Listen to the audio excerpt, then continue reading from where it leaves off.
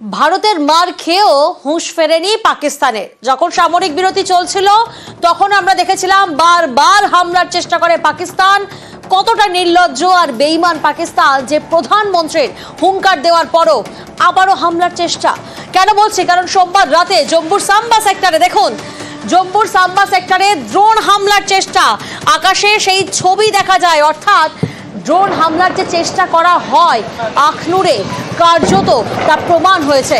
জম্মু কাশ্মীরের বিভিন্ন জায়গায় ব্ল্যাকআউট করা হয়। পাক ড্রোন হামলার চেষ্টা ব্যর্থ করে যোগ্য জবাব ভারতের।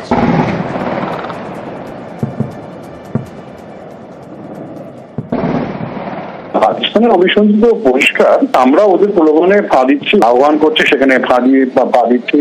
ওরা ট্রাম্পকে ব্যবহার করছে, আমরা সেই জায়গাতেও পা দিচ্ছি। যুদ্ধবিরতি যদি আমরা না করতাম তাহলে কিন্তু এই জায়গায় দাঁড়াতো না।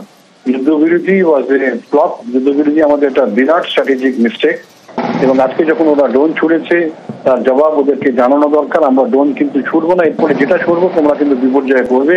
সুতরাং এখন এইভাবে যদি আন্তর্জাতিক লেভেলে সব জানানো যতটা পারা যায়